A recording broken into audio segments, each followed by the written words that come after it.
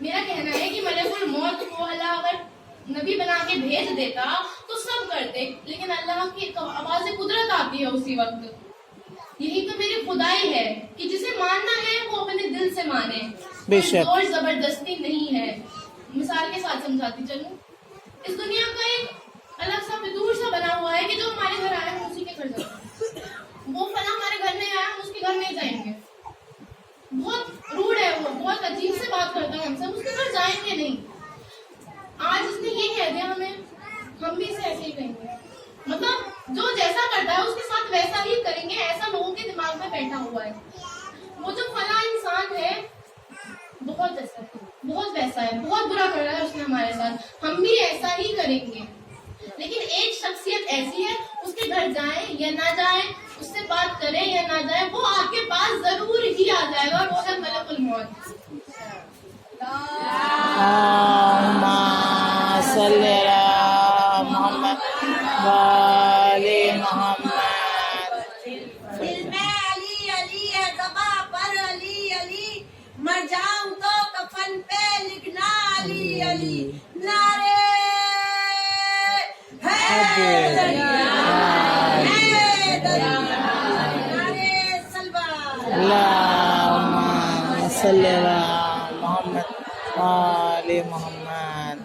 اب آگے کا موضوع بھی ام کلثوم پہ جو ہے، اس سے پہلے میں ایک واقعہ بتاتے چلوں، مجھے بہت پسند ہے یہ واقعہ، میں اکثر پڑھا کرتی ہوں۔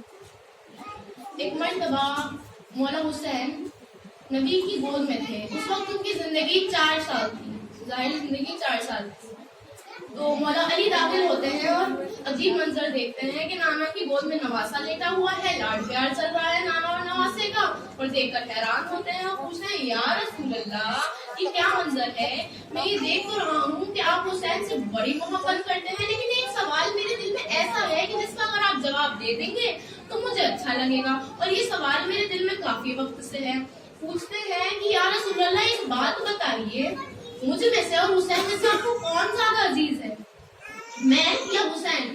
مجھ میں سے اور حسین میں سے آپ کو کون زیادہ عزیز ہے؟ اب اس سے پہلے کہ رسول اللہ کو جواب دیتے، جھولی میں سے ننھے ننھے ہاتھ آتے ہیں، بابا معذرت چاہتا ہوں لیکن یہ تو ظاہر سی بات ہے، یہ بات تو آپ کو معلوم ہونی چاہیے، تو ظاہر سی بات ہے۔ مولا علی سمجھ نہیں پاتے اور پوچھتے ہیں کیا بات ہے میرے لال حسین، میں سمجھا نہیں تمہاری بات۔ کہتے ہیں بابا یہ تو ظاہر سی بات ہے، نانا کو میں زیادہ پیارا ہوں۔ مولا علی پریشان ہو کے پوچھتے ہیں یہ کیسے کہہ دیا تم نے کہ تم زیادہ پیارے ہو، مجھے بھی تو بتاؤ ذرا۔ مولا حسین کہتے ہیں بابا دیکھیے، اب آپ اپنا خاندان رکھ لیجیے اور میرا خاندان رکھ لیجیے، کہ جس کا خاندان زیادہ بڑا ہوگا، جس کا خاندان زیادہ اعلیٰ ہوگا، نانا کو ظاہر سی بات ہے وہی زیادہ پسند ہوگا۔ مولا حسین اتنی بات کہہ کر چکتے ہیں، مولا علی کہتے ہیں کہ کس کا خاندان زیادہ بڑا ہے، تم ہی مجھے آ کر بتا دو، پھر میں سمجھ نہیں پا رہا ہوں، تم ہی بتا دو کہ کس کا خاندان زیادہ بڑا ہے۔ مولا حسین کہتے ہیں بابا میرا خاندان زیادہ بڑا ہے۔ ننھے سے مولا حسین 4 سال کی زندگی میں کتنا پیسہ ہوتا ہے بچہ، آپ اندازہ لگائیے۔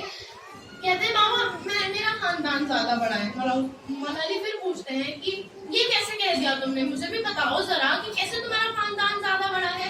مولا حسین کہتے ہیں بابا دیکھیے نا، آپ کے بابا میرے بابا سے اول کہاں ہے، میرے بابا آپ کے بابا سے اول ہے، میری ماں آپ کی ماں سے اعلیٰ ہے، میرے نانا آپ کے نانا سے اعلیٰ ہے، میری نانی آپ کی نانی سے افضل ہے، میرے دادا آپ کے دادا سے افضل ہے، میری دادی آپ کی دادی سے افضل ہے، میرا حسن آپ کے سارے بھائیوں سے افضل ہے۔ بابا دیکھیے نا میرا خاندان زیادہ بڑا ہوگا۔ اب اس سے پہلے کہ مولا حسین آگے کچھ کہہ پاتے، مولا علی پاس آتے ہیں، انہیں گودی میں اٹھاتے ہیں، ان کی پیشانی پر سے بال ہٹاتے ہیں، پیشانی کا بوسہ لیتے ہیں اور کہتے ہیں میری جان حسین، میرے لال حسین، میرے چاند حسین، یہ تو بات تم نے بالکل صحیح کہی کہ میرا خاندان تمہارے خاندان سے افضل نہیں ہے، تمہارا خاندان میرے خاندان سے زیادہ اعلیٰ ہے، تمہاری نانی میری نانی سے اعلیٰ ہے، تمہارے نانا میرے نانا سے اعلیٰ ہے، اور تمہارے حسن میرے سارے بھائیوں سے اعلیٰ ہے۔ لیکن حسین، مجھ غریب کی جھولی میں اللہ نے ایک عزت ایسی دی ہے کہ جو قیامت تک کسی کے پاس نہ آئے گی۔ مجھ غریب کی جھولی میں اللہ نے ایک عزت ایسی دی ہے جو قیامت تک کسی کے پاس نہ آئے گی۔ مولا حسین پریشان ہوتے ہیں کہ یہ بابا نے کیا کہہ دیا، اب تو ایسی کون سی بات ہے، ایسی کون سی عزت ہے جو مجھے نہیں پتا ہے، جو میرے پاس نہیں آئے گی اور کسی کے پاس قیامت تک نہیں آئے گی۔ مولا علی کہتے ہیں دیکھو نا حسین، میرا بیٹا حسین ہے، تمہارے پاس کوئی حسین ہے کیا؟ سبحان اللہ، سبحان اللہ۔ لبیک یا حسین لبیک یا حسین لبیک یا حسین نعرہ صلوات اللہم صلی علی محمد وآل محمد. پھر میں کلثوم کی بات پھر سے شروع کرتی ہوں. جناب ام کلثوم مولا کائنات کی چھوٹی دختر تھی. یہ اس دنیا میں 18 ربیع الاول کو تشریف لائی تھی. جب ان کی پیدائش ہوئی تھی تو سن 7 ہجری تھا. اب یہ جو الفاظ ہے 7، اس کو اللہ نے بڑی عزت عطا فرمائی ہے. آسمان 7 ہے، زمینیں 7 ہیں، رنگ 7 ہیں، دن 7 ہیں، اور بی بی ام کلثوم کے جو نام کے اعداد ہیں وہ بھی 7 ہیں. یاسین شریف کے مبین 7 ہیں. اس کو بڑی عزت عطا فرمائی ہے. اور جب آپ اس دنیا میں تشریف لائیں تو فرشتے اور حورے آپ صلی اللہ علیہ وسلم کے پاس آئے، ان کے پاس آ کے بیٹھے اور مبارکباد دینے لگے کہ یا رسول اللہ آپ مبارک ہو، آپ کو مبارک ہو. اور رسول اللہ بی بی فاطمہ سے کہتے ہیں فاطمہ تمہیں بھی مبارک ہو کہ اللہ نے تمہیں دوسری مجاہد اسلام عطا فرمائی ہے. بے شک. فاطمہ مبارک ہو. ان کا نام رسول اللہ نے خود رکھا. بی بی ام کلثوم کا نام رسول اللہ نے رکھا. اور یہ بات تو آپ جانتے ہی ہوں گے کہ زبان رسول کھلتی ہے بنا وحی کے نہیں ہے. زبان رسول سے ایک ایک بات نکلی ہوئی جو ہوتی ہے وہ وحی سے نکلی ہوئی ہوتی ہے. ایک ایک قدم جو چلا ہوا ہوتا ہے وہ وحی سے چلا ہوتا ہے. تو یہ مان لیا جائے کہ یہ نام فرش کا نہیں تھا، عرش سے آیا تھا. سبحان اللہ سبحان اللہ. یہ مان لیا جائے کہ جو نام تھا یہ فرش کا نہیں تھا، یہ نام عرش سے آیا تھا. یہ نام خود خدا نے چنا تھا. بے شک. ام کلثوم کا جو نکاح ہوا تھا، نکاح کی بات کروں میں، ام کلثوم کا نکاح ہوا تھا جعفر طیار کے چھوٹے بیٹے کے ساتھ، اور بی بی زینب کا نکاح ہوا تھا جعفر طیار کے بڑے بیٹے عبداللہ کے ساتھ. بے شک. مولا کائنات عبداللہ اور اون سے کہا کرتے تھے کہ میری بیٹیوں کو میں ایسے پیار کرتا ہوں جیسے رسول اکرم بی بی فاطمہ کو پیار کرتے ہیں. تو میں بھی چاہتا ہوں کہ آپ بھی ان کو ایسے دیکھیں کہ جیسے رسول بی بی فاطمہ کو دیکھا کرتے تھے. اور جب تک میری زندگی ختم نہیں ہوتی، جب تک میری وفات نہیں ہوتی، میں چاہتا ہوں کہ آپ لوگ میرے ساتھ رہیں. اس کے بعد یہ وہ بیوی ہیں کہ جن کے فضائل زیادہ بیان نہیں ہوتے، اور ان کے فضائل کی صرف ایک جملہ کہہ دوں تو وہ کافی رہے گا کہ جب وہ مولا علی اس دنیا میں آئے تو پہلا جو رزق لیا وہ آپ صلی اللہ علیہ وسلم سے لیا اور کسی سے نہیں لیا تھا. اور جو آخری رزق لیا وہ بی بی ام کلثوم کے گھر روزہ افطارا تھا. اس کے بعد صلی علی محمد وآل محمد. یہ وہ بیویاں ہیں کہ جنہیں حلال مشکلات بھی کہا جاتا ہے، یعنی کہ مشکلوں کو حل کرنے والی. یہ وہ بیویاں ہیں جنہیں حلال مشکلات اس لیے کہا جاتا ہے کہ انہوں نے پیدائش سے اپنی وفات تک صرف اور صرف مشکلیں دیکھی ہیں. کہ جس دن سے آنکھ کھلی ہے اس دن سے مشکلیں ہی مشکلیں ہیں، اور جب آنکھ بند ہوئی ہے تو وہ بھی اتنی مشکلوں کے ساتھ ہوئی ہے. جب بیویوں نے آنکھ کھولی تو جلتا ہوا دروازہ دیکھا. ابھی وہ جلتا ہوا دروازہ، جو جلتا ہوا دروازے کی میں بات کر رہی ہوں، وہ آنکھوں کے سامنے سے گیا نہیں تھا کہ اپنے ماں کے زخم دیکھ لی. پھر ان ماں کے زخموں کو ٹھیک سے دیکھا نہیں تھا کہ بابا کے سر پہ ظرف لگتی ہوئی دیکھ لی. ابھی اس ظرف پہ ٹھیک سے پٹیاں بھی نہیں کری تھی، مرہم پٹی نہیں کری تھی کہ بھائی حسن کا تیروں والا جنازہ گھر آ گیا. ابھی اس تیروں والے جنازے پر جی بھر کے روئی بھی نہیں تھی کہ مولا حسین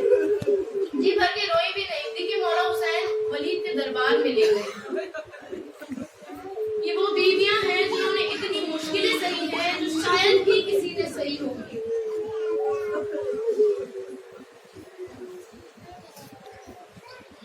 کربلا میں 8 دن یہ دونوں بہنیں مولا حسن بن کے رہی.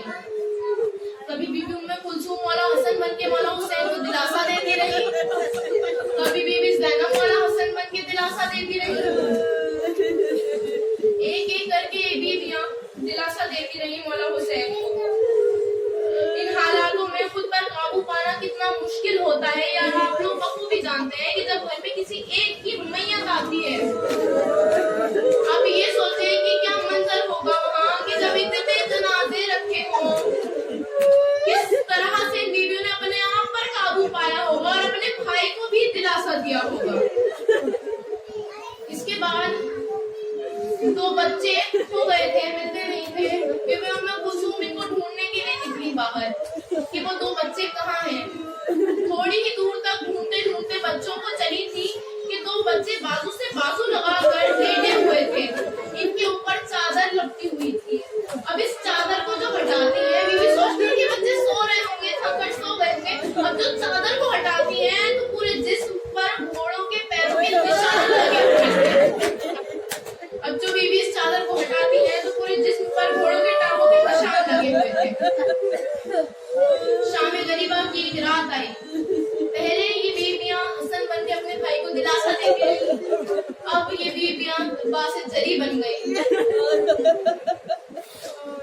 बन कर आई ये बीवियां, बीमार भतीजा, बेवा औरतें, शहादत इमाम हुसैन के बाद मुहर्रम को अली का लहजा लेकर ये बीवियों ने खुतबे तक दिए। अपने बीमार भाई को लेकर, अपने बीमार भतीजे को लेकर ये बीवियां शाम के दिनदान से निकली। कूफे से शाम आ गई, हाथों और पैरों में छाले पड़ गए थे, और इस छाले के बाद जो रस्सियां, जो जंजीरें लगाई हुई थी, उन छालों के अंदर घुस चुकी थी। वो जंजीरें छालों के अंदर घुस चुकी थी। और फिर जब ये मदीने के लिए रवाना हुई, मौला हुसैन को रुखसती देकर जब ये बीवियां मदीने के लिए रवाना हुई, तो कहती हैं, मेरे नाना के मदीने, ऐ मेरे नाना के मदीने मेरा आना कबूल न करना, ऐ मेरे नाना के मदीने मेरा आना कबूल न करना। इसके बाद ये बीवियां अपनी माँ जहरा की कब्र पर जा पहुंची। बीबी जहरा की कब्र पर जाके कहती है, अम्मा जान, जो भी कोई सफर में जाता है वो अपने साथ वापस कोई सौगात लेकर आता है। हम भी सौगात लेकर आए हैं अम्मा जान। ये दो बीवियां बीबी की कब्र के आसपास खड़ी हो गई। बीबी ज़ैनब अपने पास से भाई का खून भरा मामा निकाल के कहती है, अम्मा जान, ये सौगात लाए हैं हम। बीबी कुलसूम अली असगर का नन्हा सा खून में सना हुआ कुर्ता निकाल के कहती है, अम्मा जान, मैं ये लेकर आई हूँ आपके पास। बीबी की कब्र पर मरसिया पड़ा दोनों बहनों ने। पहले जनाबे ज़ैनब ने मरसिया पढ़ा बीबी ज़हरा की कब्र पर, फिर जनाबे उम्मे कुलसूम ने मरसिया पढ़ा। इस मरसिए के बाद बीबी दोनों नाना की कब्र के पास जाकर पहुंच गई और कहती है, नाना, आपकी उम्मत ने बड़े जुल्म उठाए हैं हमारे ऊपर, बहुत अजीयत पहुंचाई है हमें। अगर यहाँ कोई ना होता कब्र के पास तो मैं आपको दिखाती कि कितने जुल्म उठाए हैं, कितने निशान है मेरे जिस्म पर। ये बात सुननी थी। और मौला ज़ैनुल आबिदीन कहते हैं कि जरा बीबी कुलसूम को नाना की कब्र के पास अकेला छोड़ दिया जाए। एक मर्तबा बीबी अकेली खड़ी हो जाती हैं। बीबी ज़ैनब एक हाथ बीबी ज़ैनब के कंधे पर रखती हैं, एक हाथ कब्र पर रखती हैं। जैसे ही चादर हटाती है, नाना का सब दहल जाता है, सब रोने लग जाते हैं, चीखों की आवाज आनी शुरू हो जाती है। बीबी के हाथों के जो निशान थे, बीबी ज़ैनब ने बीबी कुलसूम के जो निशान थे वो देखे नहीं थे। बीबी ज़ैनब से 80 दिन पहले